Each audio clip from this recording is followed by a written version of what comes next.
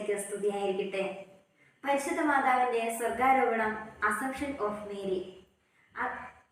Assumption എന്ന വാക്കിന്റെ അർത്ഥം മുകളിലേക്ക് എടുക്കുക എന്നാണ്. മംഗളവാർത്ത മുതൽ സ്വർഗാരോപണം വരെ ഇതാ കർത്താവിന്റെ ദാസി എന്ന് പറഞ്ഞ പരിശുദ്ധ മറിയത്തെ മരണമില്ലാത്ത നിത്യതയിലേക്ക് ഉയർത്തിയ ദിനമാണ് പരിശുദ്ധ മാതാവിന്റെ സ്വർഗാരോപണ തിരുനാൾ ദിനം.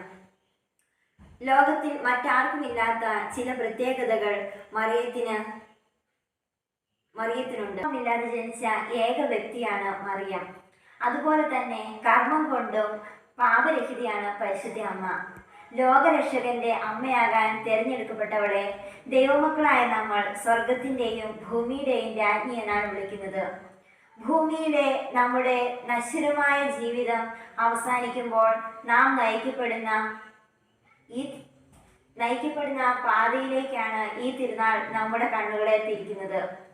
ദൈവം വസിക്കുന്ന ഇടമാണ് സ്വർഗമെങ്കിൽ ദൈവത്തിന് വസിക്കാൻ ഇടം കൊടുത്തുകൊണ്ട് ഭൂമിയിൽ സ്വർഗം തീർത്തവളാണ് പരിശുദ്ധ അമ്മ. അതുപോലെ കടന്നു ചെല്ലുന്നിടങ്ങളിലെല്ലാം സ്വർഗമാക്കി തീർക്കുവാനുള്ള ദൗത്യം സ്വർഗാരോപണ തിരുനാൾ നമുക്ക് നൽകുന്നു. പരിശുദ്ധ മാതാവിനെ രക്ഷകന്റെ അമ്മയായി, തിരുസഭയുടെ മാതാവായി, പ്രത്യാശയുടെ മാതാവായി, കരുണയുടെ മാതാവായി നാം കാണുന്നു. പ്രിയമുള്ളവരെ, പരിശുദ്ധ അമ്മയെ പോലെ കടന്നു ചെല്ലുന്ന ഇടമെല്ലാം സ്വർഗമാക്കി മാറ്റാൻ നമുക്ക് ഓരോരുത്തർക്കും സാധിക്കട്ടെ. നമ്മൾ ആഗസ്റ്റ് 15 പരിശുദ്ധ മാതാവിന്റെ സ്വർഗാരോപണ തിരുനാൾ ആഘോഷിക്കുകയാണല്ലോ. എല്ലാവർക്കും തിരുനാളിന്റെ മംഗളങ്ങൾ നേരുകയാണ്.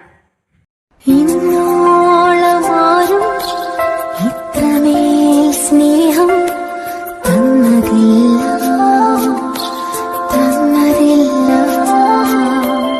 എനിക്കാരും ഇത്രമേൽ കരുതൽ നൽകിയതില്ല.